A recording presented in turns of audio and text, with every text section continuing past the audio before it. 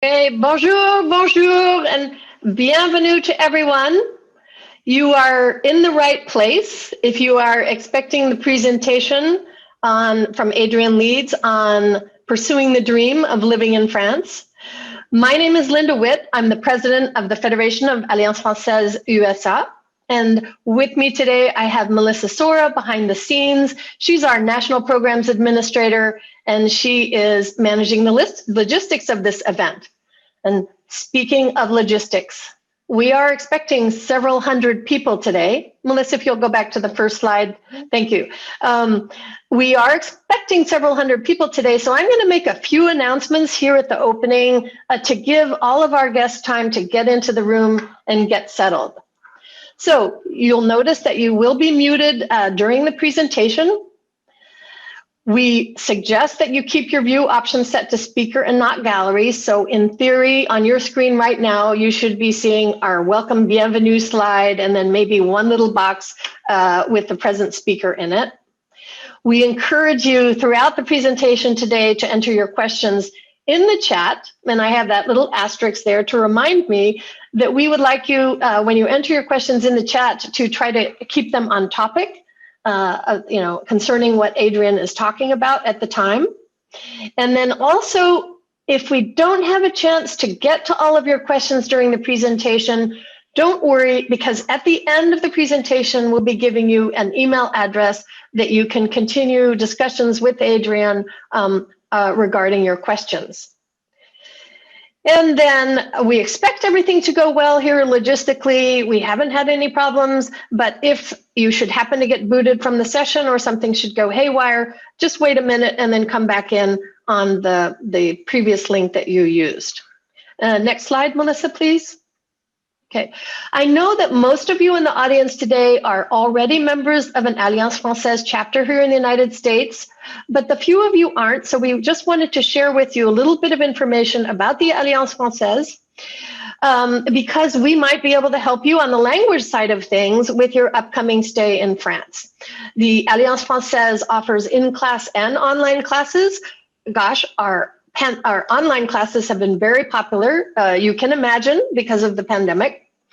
What makes us unique is that we offer small interactive classes with native fluent instructors that can help you with French that is as it's actually spoken and not necessarily textbook French. In addition to, I should say, textbook French. And then because we're all nonprofits, we offer fabulous value, and we have 107 chapters doing more than 850,000 instruction hours per year, and we've been doing this since 1902, so we like to think of ourselves as the experts. Next slide, please. And then in addition to French language instruction, we also have cultural programs, and today's event with Adrian is actually one of those cultural programs. These are 4, 5, 6 of the programs that we have coming up within the next couple of weeks. The 4 of them are in English, and the last 2, the one on Molière and French like moi with Scott Carpenter, those 2 are going to be in French. So visit your local chapter or visit afusa.org for more information on the cultural programs. Next slide, Melissa, thank you. And then now to our featured speaker, Adrian Leeds. Adrian has lived in France for over 25 years. She is known to many of us in the Alliance Française network because she used to come, when we could do live events and visit our chapters and present there. And that's how I met Adrian some 12 years ago, I think. Adrian is an HGTV personality. She's a regular on House Hunters International. She runs the Adrian Leeds Group, a licensed real estate agency, property consultation service that helps people, mainly Anglophones, with their purchases or rentals throughout France. So without further ado, please take it away, Adrian. Well, Linda, thank you so much, and Melissa. And before I get started on my presentation, I'd like to also thank the Alliance Française, who has hosted me many times over the years, and it's been a wonderful collaboration, so I really appreciate that. And I'd also like to just make note that Patty Sadowskis is on. She's my assistant. She's waving right now. You can see her. The way this is going to work is I'm going to make a presentation. I'm going to share my screen right about now. let's see if I can get this working. Here we go. And there will be a Q&A at the end, but you might want to go ahead and put your questions into the chat, because Patty's going to go ahead and monitor those questions, and she may call on you at the end to ask them yourself, so that you can unmute and actually, just ask it yourself so that we can have some interaction. So this is how to escape to France. Okay, it's really easier than you might think. And this was put together especially for the Alliance Française Federation. So just to give you a little idea of who we are property consultants, and we work primarily for the buyer rather than, even though we are a licensed real estate agency in France, we don't just list properties and sell them. In fact, I don't think of myself as a salesperson at all. We think of ourselves as doing French property the American way, because we are by Americans, North Americans, for North Americans. Our services include consultation, search, sales and listings, even purchase or sales assistance, which is for someone who has already identified a property and they need help through the process. We do appraisal, we help people get financing and all sorts of other financial resources. And we provide renovation and decoration as well. So it's really kind of soup to nuts. Now, the reason that we even exist is all because there is no MLS, multiple listing service. I'm going to talk a little bit more about that later, but because there's no MLS in France, it means that basically every agency only represents its own little pocket of properties, and they don't have access to all properties everywhere. So you really need someone to help you find property. And that's how we even came in existence. But everything in France is different. The process is different, the laws are different, the language, of course, is different, but maybe not so different for some of you who are already speaking French. You're dealing in a different currency, you're dealing in a different culture, you're dealing in a different everything.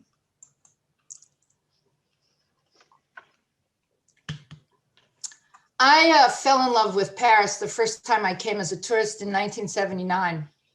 And we started coming back year after year after year. And at one point, my family and I decided that this was getting really ridiculous and we needed to just come to Paris for a year and see what that was like.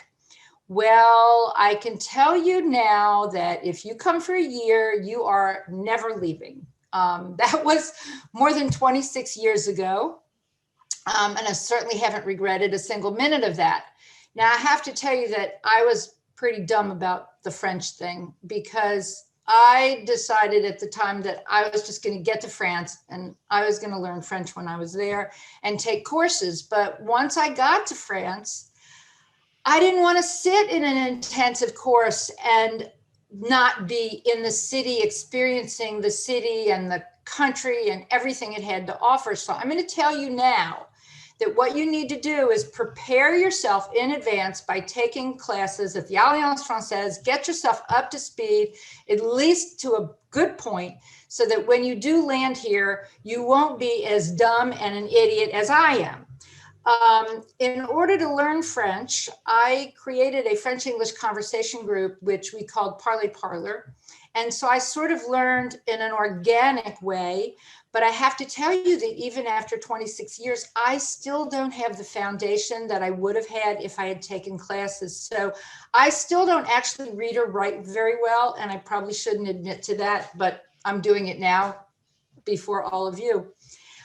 The photo in the lower right corner happens to be the Alliance Française in Portland, which is where I met Linda Witt, and maybe a lot of you already are familiar with that building. I don't know, but it's a beautiful old building, and it was a very exciting event to actually be able to speak there many, many moons ago.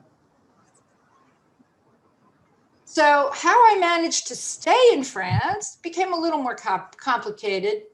I had a carte de séjour, which is a long stay visa, which had to be renewed every single year for 10 years, which meant I didn't have the right to work. and I had to find a way of surviving. After 10 years, though, I was able to acquire a carte de résident, which is a 10-year visa. And in order to survive, because there was no way that I could possibly leave France, wasn't happening, I ended up developing websites. This was when the web was in its infancy, and I started doing that for a variety of clients. Believe it or not, I wrote the first online restaurant guide to Paris. I still find it hard to believe that it was that long ago, and I had the gumption to do something like that. And then I started the French English Conversation Group. And in later years, I ended up being hired by International Living to open their Paris office. And that really was the beginning of the real estate adventure. So in 2004, I started the company, the Adrian Leeds Group. And of course, the rest is history. Now, you probably all know this. I probably don't need to say a word about it, the benefits of living in France. And I'm going to tell you again, once you move to France, you may never go back. So just get it in your head that, you know, it's going to be a permanent situation, because it's really tough to go in reverse. Once you have experienced life on this side of the big pond, and you see what life can be like, it's very hard to go back to living with what I think of as having blinders on. France is a beautiful, beautiful country. There is beautiful architecture and landscape, and the ultimate in style. Culturally, it's extremely rich. All of the culinary arts, the performing arts, the creative arts, and of course, the French really revel in their culture and their artistic nature. Then there's diversity. There's an amazing amount of not only ethnic diversity, but there are cityscapes and landscapes. There's urban environments, rural environments. I think that France has every sort of cityscape and landscape that the entire US has, but in a geographical area that is basically the size of Texas, and it's amazing. There's also a lifestyle that's really tough to replace anywhere else, this joie de vivre, the time to relax and reflect. By law, an employee receives 5 weeks of paid vacation every year, plus 14 paid holidays. That means that they are working to live, not living to work. And you really see that in everyday life. On top of that, because of the really big safety net that they've put in place, the security, you've got excellent and inexpensive healthcare, you've got good employment and retirement benefits. And I know I shouldn't use the word socialist or socialism, but socialist ideas in a socialist democracy really do provide a lot of care for its people. And it's something that's pretty tough to give up. They have an excellent high quality education for both children and adults. And the infrastructure is amazing because there's excellent transportation systems that are sophisticated. And there's also an amazing, inexpensive communication system. So you can get all over the country with the TGV, by train, by plane. It's, the local systems, the metro, the bus systems, it really doesn't matter where you live, the transportation systems are fantastic, which means you don't necessarily have to live with a car. And not owning and operating a car is one of the most wonderful freedoms there are. Now, there are even more benefits. And I know that everyone thinks that France is a very highly taxed society. And on income, it is higher taxed. But some taxes are considerably lower, particularly property taxes. Property taxes are literally about 1/10 of what they are in the US. And the strange thing is that the French don't really complain too much about their taxes. They realize that their taxes buy them a lot, that they get a lot for their money.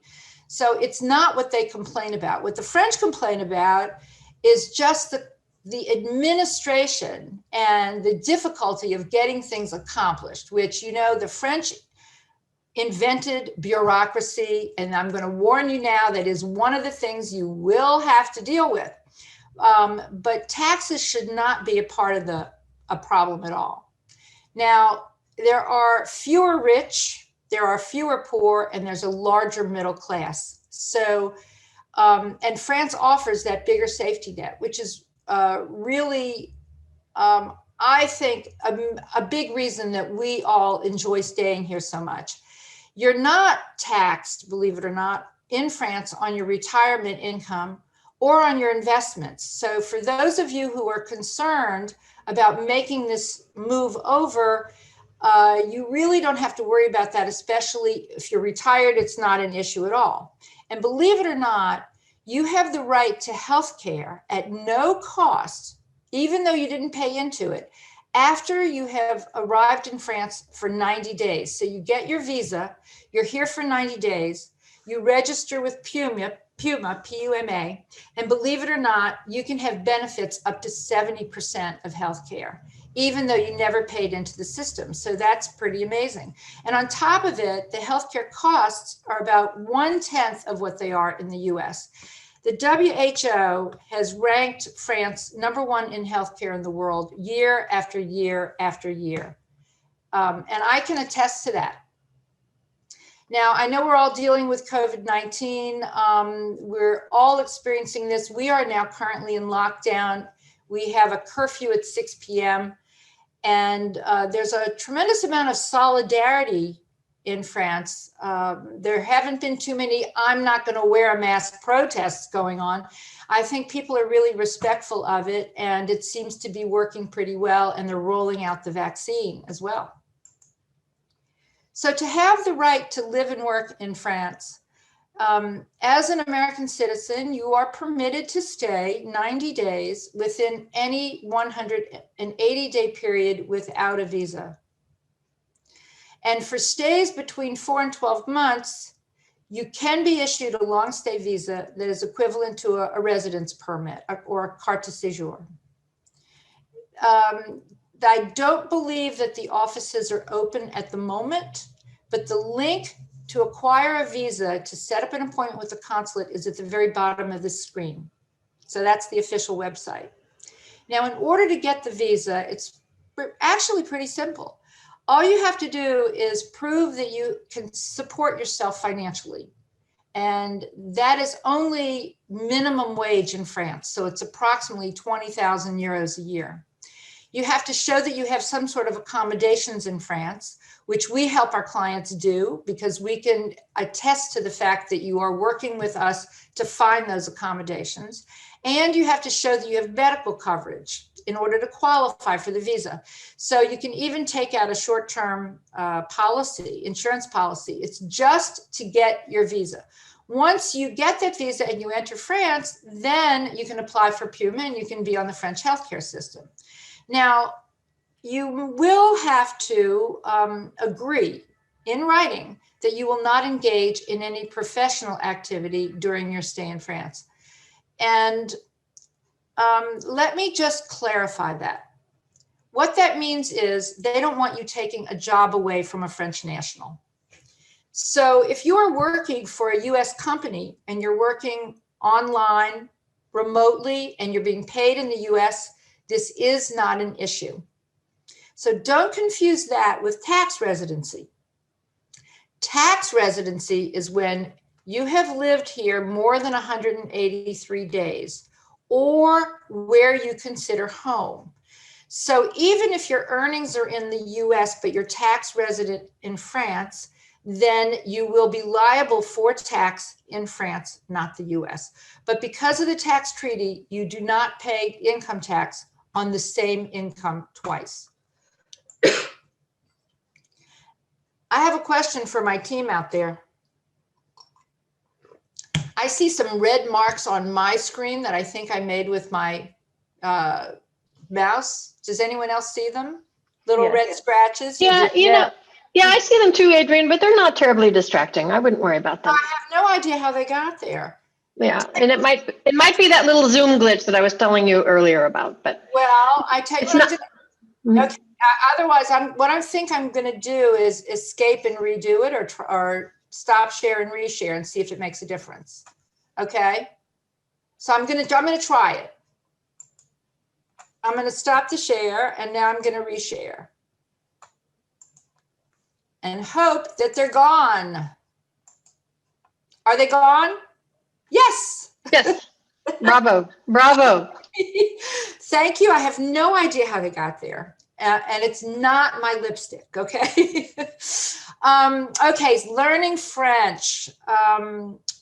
French is so beautiful. It's beautiful to speak. It's beautiful to hear. Fortunately, there is no language requirement to obtain the long stay visa. However, speaking French does make a big difference to integrating into a truly French lifestyle. You know, I think I arrived when I knew I could make a joke in French and people would sort of understand it and they'd actually laugh at me. That was when I knew I had, you know, finally acquired a decent level of French. So I do recommend that you learn French in advance, you attend the Alliance Française, and then you can hit the ground running. You might want to consider, though, when you think about where to live in France, if your comfort level is not really good, if you're not very fluent, then you might want to be in an urban environment where other people speak English, so it's not too difficult to get by, especially in the beginning. You know, we have a joke, though, that the French do say this, that la meilleure façon d'apprendre une langue étrangère est sur l'oreiller, meaning the best way to learn a language is on the pillow. So you come here and you find a lover, and then suddenly you are speaking French fluently. Now, there's a lot of France to love. Paris, of course. Paris is a very urban lifestyle, but it has a very high cost of living. And the Riviera offers, a variety of lifestyles. You can have an urban, such as Nice. You can be suburban in any one of the enclaves. And the cost of living there is actually more moderate. And when I say cost of living, it's really primarily the cost of property, because everything else is pretty much about the same. But, you know, your housing is what's going to be your primary expense. When you get to Provence, you've got a rural lifestyle, and again, the cost of living is moderate. When you go to the other cities outside of Paris, Nice, Provence, in the provinces, you really have a wide choice of city, urban, suburban, and rural, and you will find generally the cost of living is going to be a lot lower.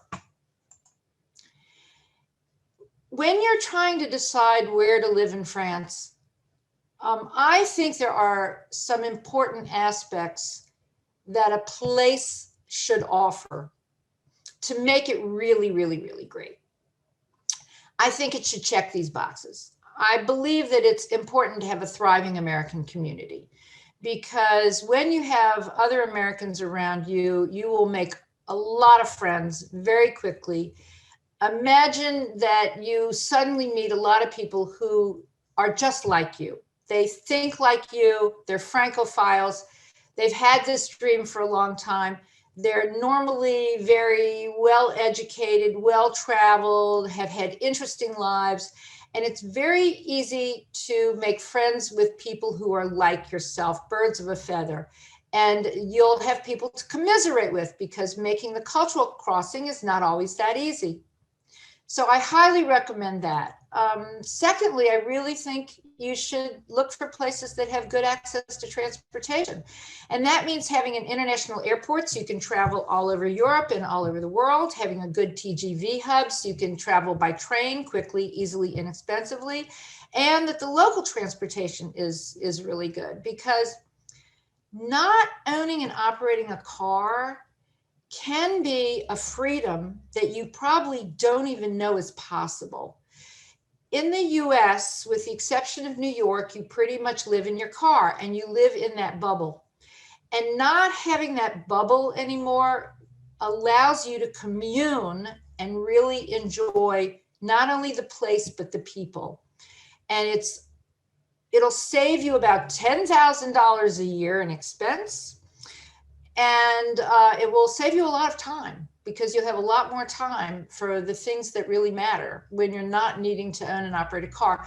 There's also a complication with getting a French driving license in France. I'm not going to get into that, but there are some states that have a reciprocal agreement so that you can trade your driving license, but others that I think there are only like 13 states where you can do that. Otherwise, you really have to take the French driving test, and this is not easy or inexpensive to do.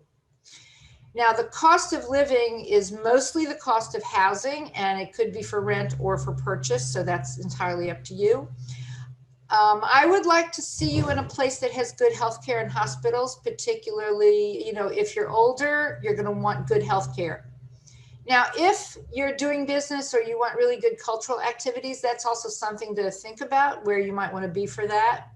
And again, your language level. If you are fluent in French, then you can be in the middle of or in a tiny hameau and have no problem whatsoever. But maybe you're going to feel more comfortable in a city like Paris or Nice, where a lot of people speak English.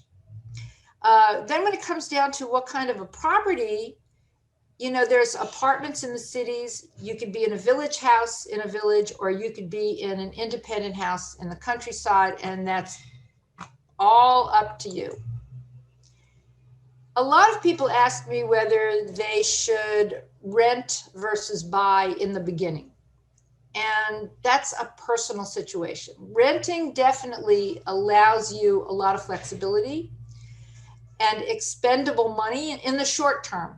But you have to keep in mind that when you rent, you're basically paying someone else's mortgage. And it's just coming straight out of your pocket, and you're not investing in yourself. And maybe that's exactly what you want to do for the time being. But owning a home will give you security as long as you consider it a long-term investment. That is something that we always talk with our clients about, because everybody has a personal situation that's a little bit different. I contend, though, that if you come and you rent for a while, you may end up making a purchase, and you're probably going to end up buying where you landed to begin with. Because even if you think you're going to rent and then move to somewhere else and try different areas of the country or different areas of a particular city, once you create a home, it'll be your home. You're going to feel like you just want to be there, and you're going to want to recreate that same situation over and over again. So if you're renting, there are two types of rental contracts. There's a lease that is a 1-year lease, and that carries a 30-day cancellation with it, and it's only on furnished properties. An unfurnished property carries a 3-year lease with a 90-day cancellation notice. That means that you can basically give your landlord notice on it with a furnished property 30 days, or with an unfurnished 90 days in advance without any issue. You are not stuck to that 1 or 3-year lease. The one exception is Paris has a 30-day cancellation notice on an unfurnished property. And that's because of the housing shortage in Paris that they created that one difference. The problem with renting is that it's really tough to not only find the property, but to secure it, because the landlords don't want to take the risk of squatters. The laws in France protect the tenant, not the landlord.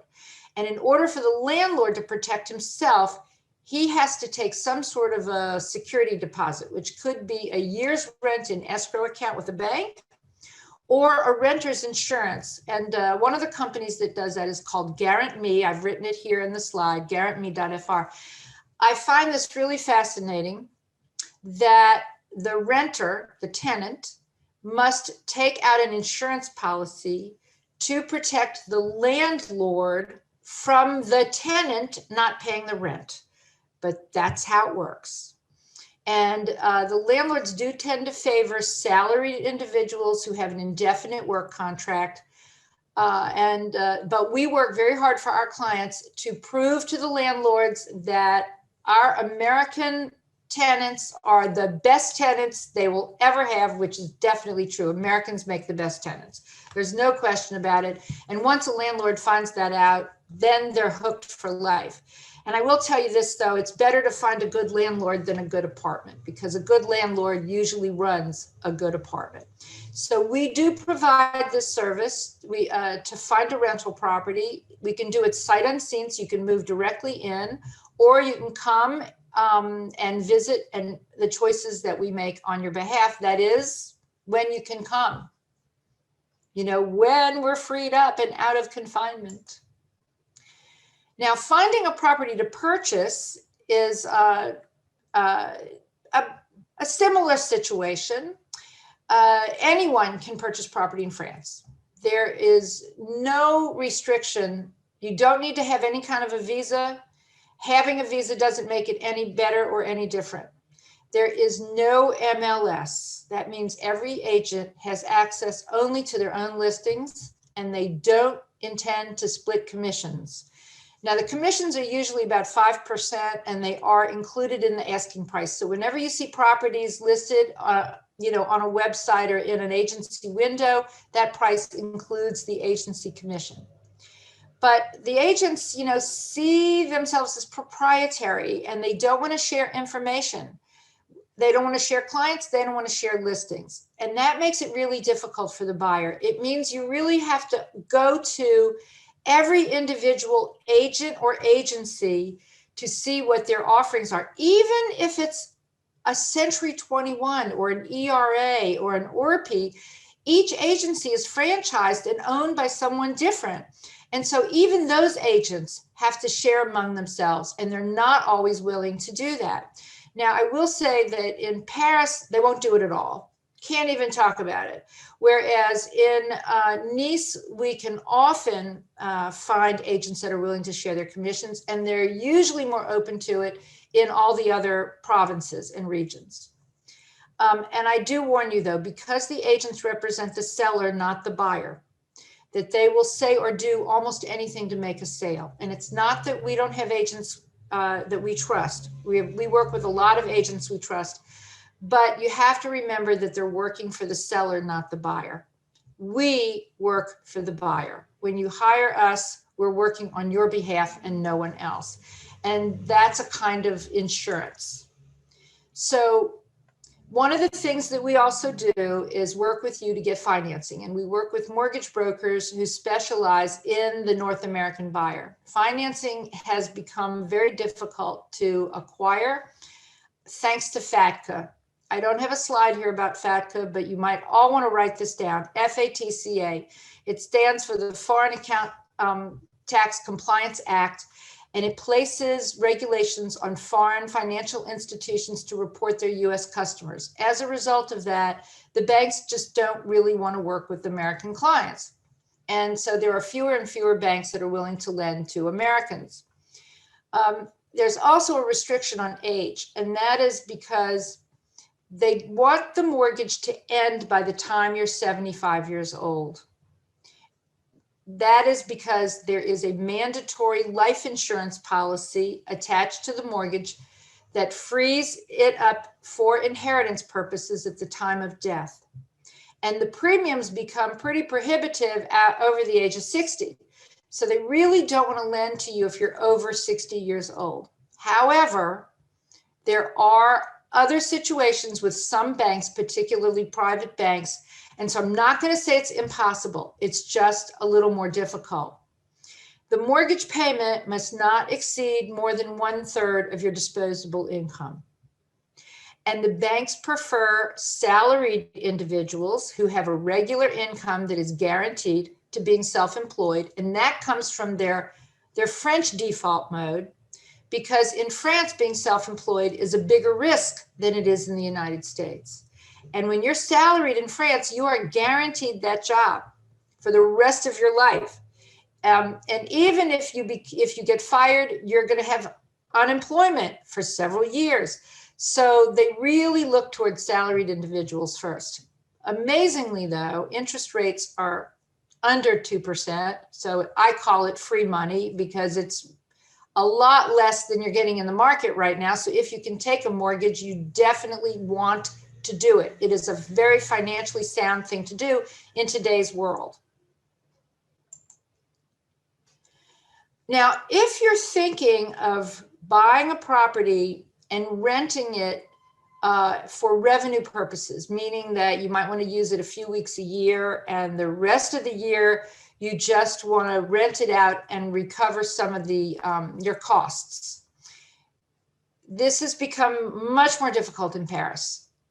There are laws now for short-term rental that apply to cities of 200,000 population or more, but every city enforces the laws differently.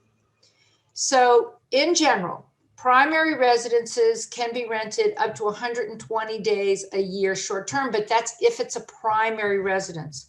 If it's your secondary residence, then in Paris, there are only two possibilities. You either rent it long-term, which is a 1-year lease, furnished, or a mobility lease, which is 1 to 10 months, but it must be to someone who's there on business or education. In Nice, however, it's different. You can rent short-term up to 6 years. And so that gives you at least a window of opportunity. We have a lot of clients who are buying in Nice now because they can at least, start off with something that maybe they're using from time to time, and they will eventually move into it after a few years. So it works very well for them. I have a couple of clients, however, that we're working with to actually make an investment in Nice, which is half the price of Paris, and generate a revenue in Nice that will cover the cost of renting an apartment in Paris, which means that they could literally have both Paris and Nice at the same time. For me, that is a seriously ideal situation. I have an apartment in Nice, my apartment in Paris. I split my time between the two cities. I love them both. And it gives me, the yin to the yang, and it's just perfect. Now, I will tell you, though, that if you are renting illegally and you get caught, that your fine could be 50,000 euros. So I don't recommend doing it illegally if you can help it. Now, the purchase process takes a long time. It takes 4 to 6 months from the initial visits to the signing of the deed. And even that's under normal circumstances. With COVID-19, things have been delayed, and we have some files that have literally gone a year long. That is highly unusual, however. Now, when you go through this process, the seller tends to allow only about 5% negotiation room. So you can't make a lowball offer and expect the seller to accept that. In fact, you could even insult them by doing that. So you kind of have to be careful. But the seller is morally obligated to accept asking price. So if you offer the asking price on a property, it's pretty much yours. Once that happens, the notaire or the lawyer is notified and begins to process and organize all the documentation. And there's a lot of documentation that takes about a month just to gather all the necessary information in order to get to the point where you have a pre-sale agreement, which is called a promesse or a compromis de vente. And that is only signed after all the due diligence is done. The due diligence has to do with reading the diagnostics, looking at 3 years of the meeting notes from the homeowner associations, and also the bylaws of the building. So we go through all of that with you, make sure that you understand everything and there's nothing of any question that would prevent you from buying this property. Make sure it is a good property. At that point, when the promesse or the compromis de vente is signed, a 10% deposit is put down and held in escrow by the notaire. There is then a 10-day cooling off period within which a full retraction is possible. So a lot of consumer protection is built in. You can actually get to that point and then decide, you know what, this property is not for me. Sometimes it happens that you'll have our designer, Martin Di Matteo, or someone come in to estimate the renovation costs. And maybe you decide that you don't want to spend that much money, and so you still have the ability to retract the purchase. Now, once all of that is done, you've gone through the 10-day cooling off period, you need to allow at least 2 to 3 months between the signature of the pre-sale agreement and the final deed to allow for the financing process, which also has consumer protection built in. So it just all takes time. It's highly administrative. It's one hurdle after another. We go through it with you from beginning to end. But it's something you just have to relax with and let happen. So the reason we make a difference is because, first of all, we're representing your interests. I will not let a client make a bad decision, or at least I will try not to let a client make a bad decision, because we're going to point out absolutely everything they could possibly need to know about the property, and then it's up to them, of course. But we search for the property on behalf of the either renter or buyer, both. We provide all the resources and all the professionals that are necessary. We do the due diligence. We advise along the way. We assist in translating all the documentation, so you don't have to spend money on translations. And we manage the process from beginning to end. I think of it as a kind of insurance, like an insurance policy, to make sure that you don't fall into the pits that happen along the way, which they do. And I really don't think anyone should do this process alone if they can help it, whether it's with us or someone else, because there are too many pitfalls along the way and mistakes are very easy to be made. Besides that, I think we offer a lot to the community. I write 3 publications a week, our Nouvelles Lettres, and you can subscribe to those. You can unsubscribe at any time if they become too much for you. You can watch us on House Hunters TV. We have done, wow, I think 45 shows since 2006. They periodically rerun them, and then we announce whenever new episodes are coming up. Every month we do a coffee gathering that we call après-midi, and until COVID happened, they were always live in Paris at a cafe with a speaker. And now, of course, we've been doing them on Zoom, and anybody can participate on Zoom. So if you tune into our website, under one section of events, you can find out exactly who's speaking when and register. It's very, very easy, and they're fun. There's always interesting speakers and great topics. In the fall, we have a Living and Investing in France conference that's going to take place in Nice, and then we're doing a tour to Provence. You can do one or the other or both. We had it scheduled last fall. We have now booked it this fall. We're keeping our fingers crossed that it is going to happen. You will hear from me one way or another, well, whether it will or not, but it's going to be a lot of fun, so stay tuned for that. You can always book a personal consultation with me. That's the best way to start, is spend 2 hours with me, and we're going to strategize the direction that the best direction you can take, depending on your goals and your finances and what you want to accomplish. We've also been doing some group consultations with 5 people on them, all based on one topic. So stay tuned for some more of those coming up in March. And then, of course, you can always participate in webinars such as this. I've got another webinar that's a financial forum happening next week. We're promoting it on our website, so you can look for that. And we have another one coming up at the end of February that will be kind of a prelude to the upcoming conference. So be sure to tune in. And all of that is promoted on our weekly Nouvelles Lettres. So if you subscribe to the newsletters, you will for sure be informed. So again, I really do think it's easier than you might think.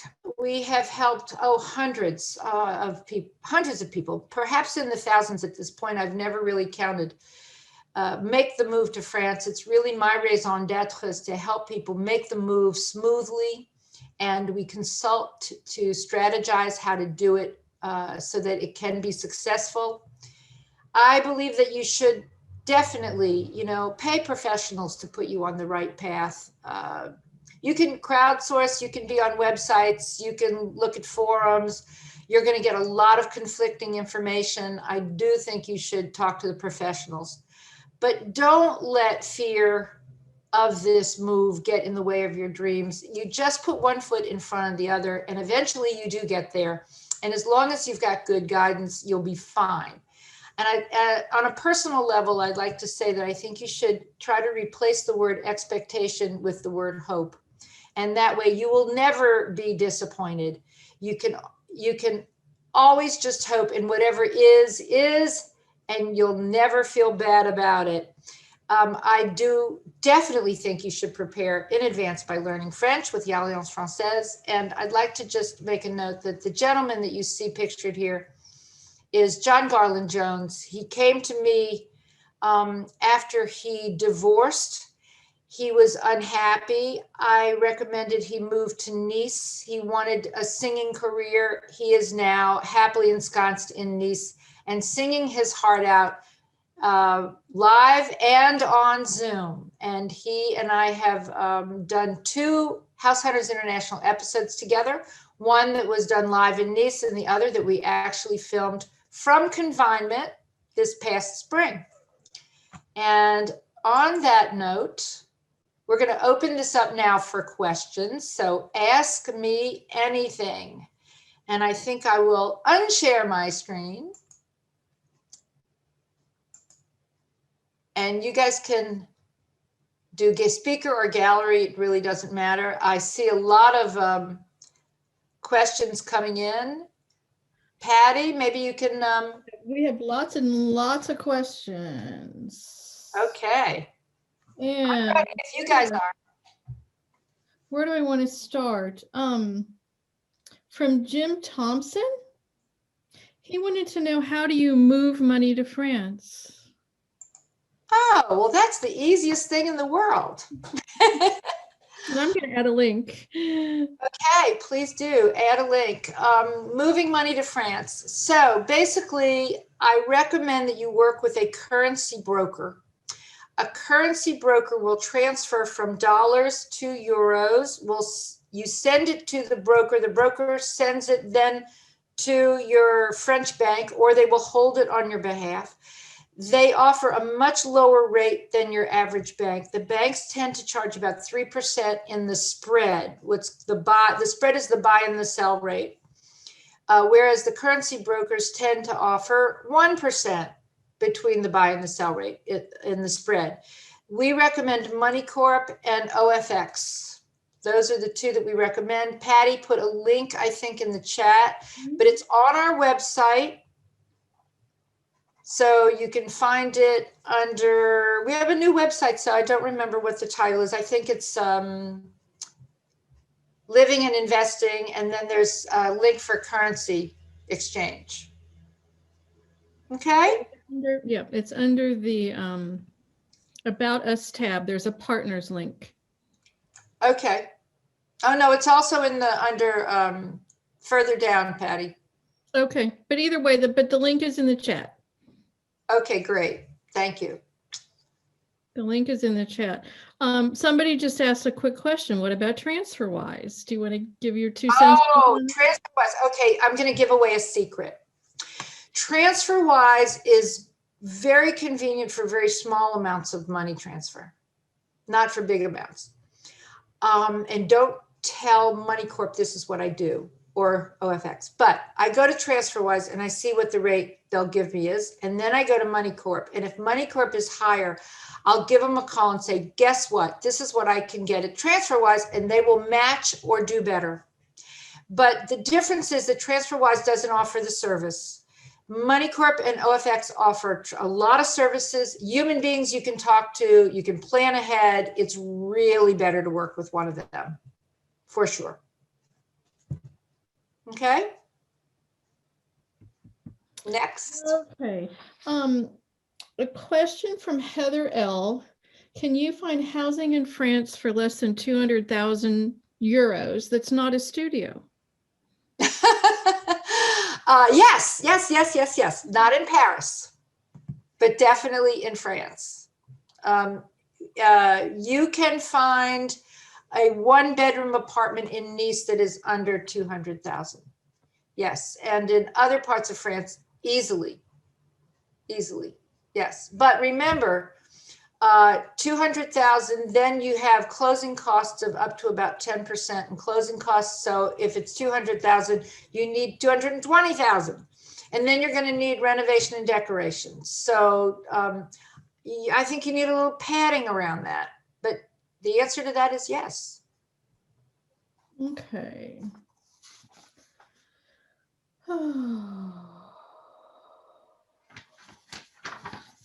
I have so many.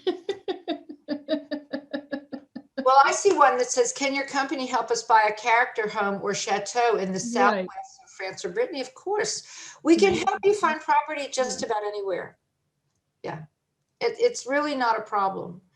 What we would do is we would recruit people who are on the ground to assist us, but because it's a little more difficult when we're not physically there. We are physically set up in Paris and in Nice on the Côte d'Azur. That's no problem.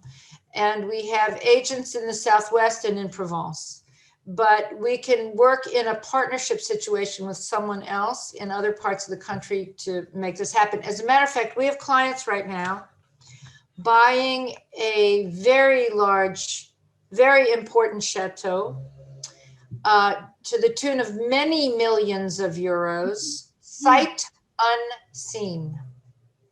And our job is to assist them in doing that. It's a purchase assistance. They had identified the property, but we traveled there to visit it, take videos, do all the due diligence, and we are helping them with this process from beginning to end. Sight unseen. In fact, we have a lot of clients who are buying sight unseen at the moment. Almost all of them are because of COVID-19, but they want to have something that they can move into immediately and they didn't want to wait. And while the rate of exchange has been going up, it makes sense to do something now. And while the interest rates are low, so it's entirely doable. Mm-hmm. And you can trust us to find you a great property.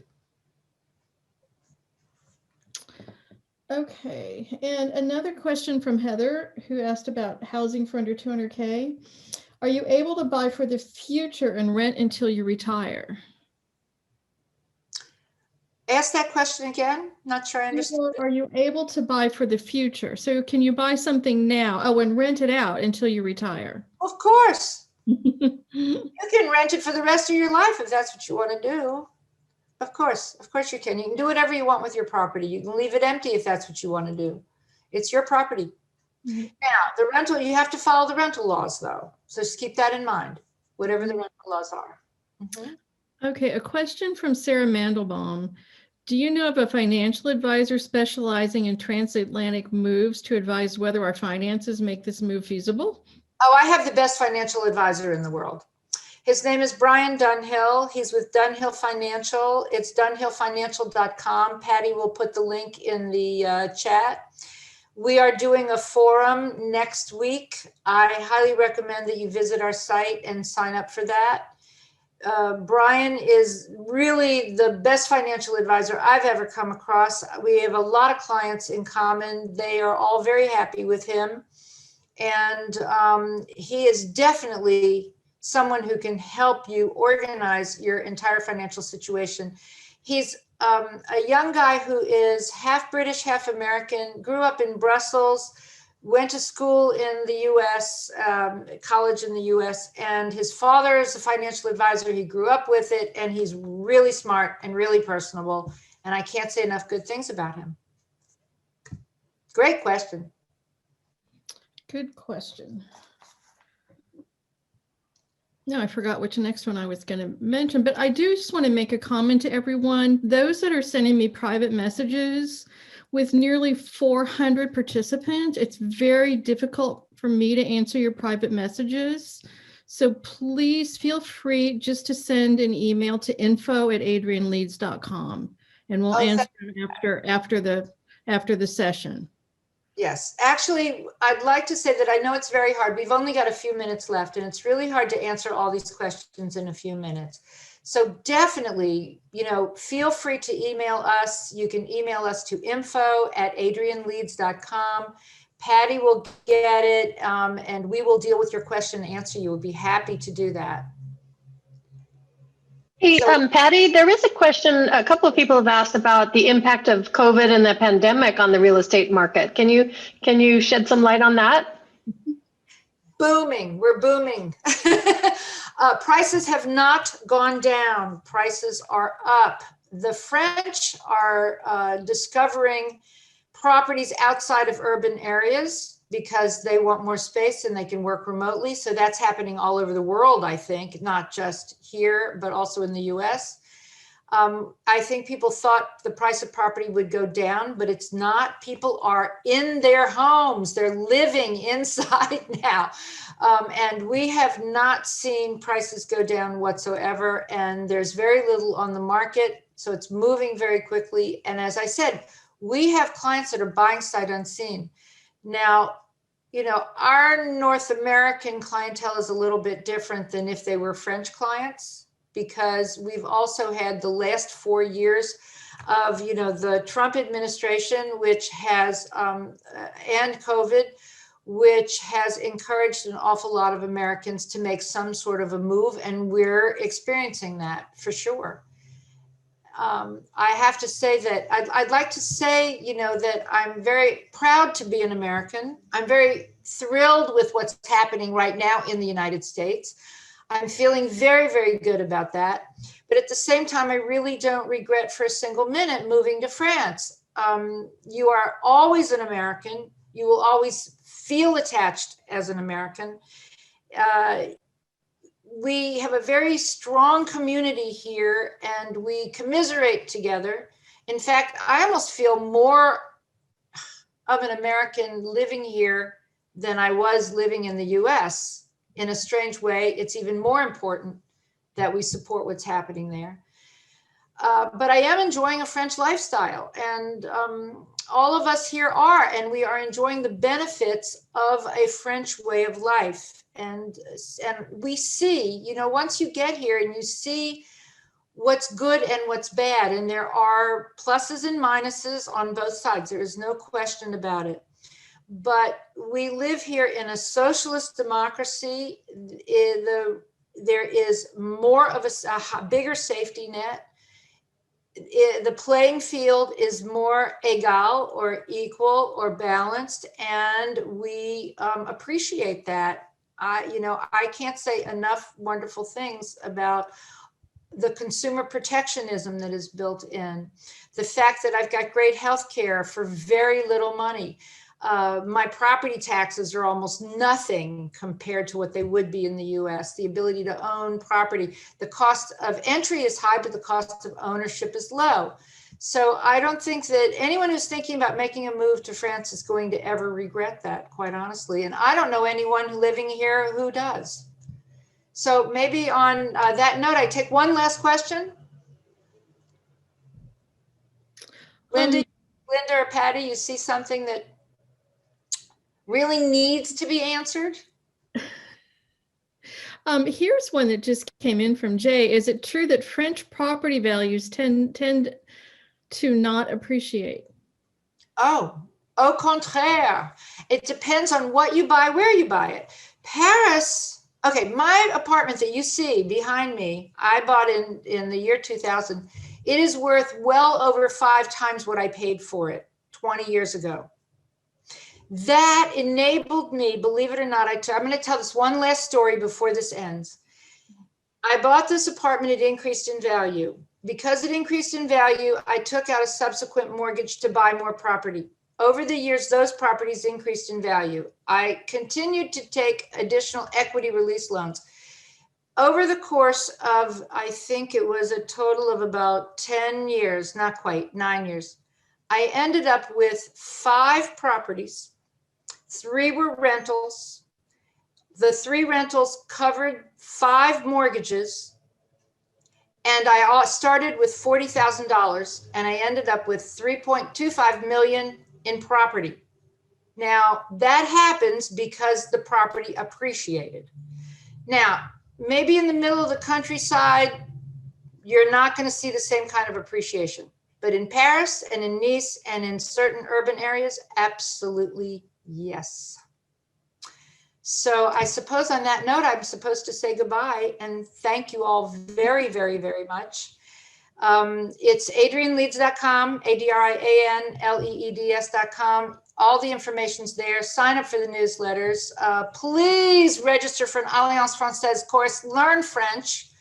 I suppose what I need to say is au revoir, merci, à bientôt, à la prochaine fois. Yes. Thank you very much, Adrian. It's been eye-opening. You're always wonderful. Thanks to our great audience, and look forward to our email message that we'll send you within the next day or so that includes links to Adrian's sites as well as a couple of others.